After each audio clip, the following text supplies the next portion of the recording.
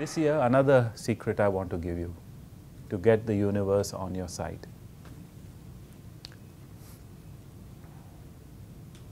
There is a time for planning. There is a time for thinking. Then there is a time for doing.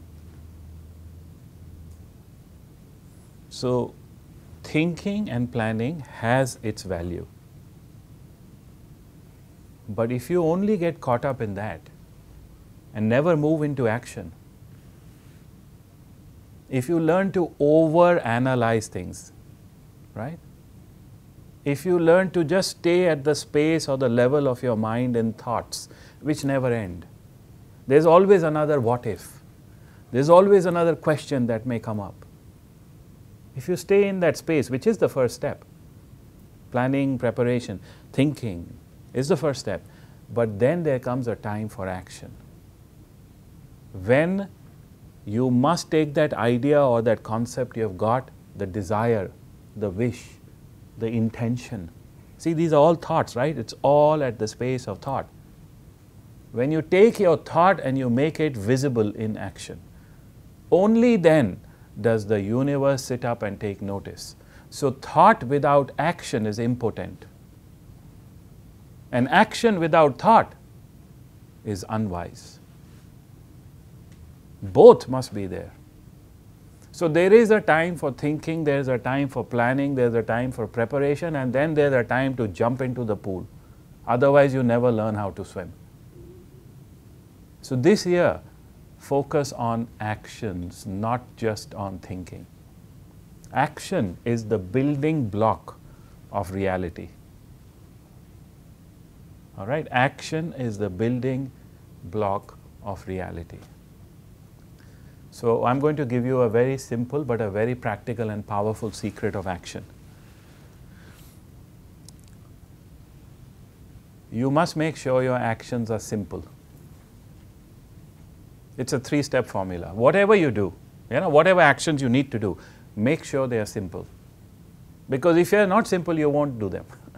You'll do them once or twice, then you'll give them up, if they're too complicated. Make sure they are simple to use. You know, why did Apple become so popular? A few key components. It looked good, it's a sexy product, entertainment. But one of the key components of its success is its simplicity of use. Right? They call it intuitive, even a child can use it.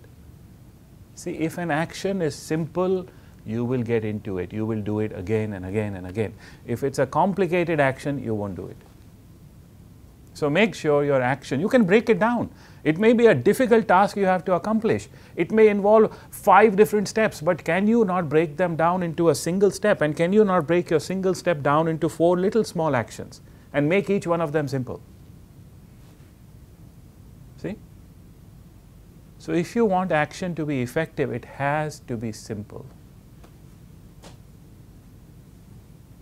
Second, it has to be repetitive. Repetitive. Okay? Repetition means time. You can't just do something once and expect the results to happen. Repetitive. Repetition means time. So add time to that concept of repetition, right? So it has to be simple.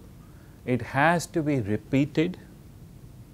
It has to spend some time, so you have to do it over a period of time. You can also think of this as consistent. You have to be consistent.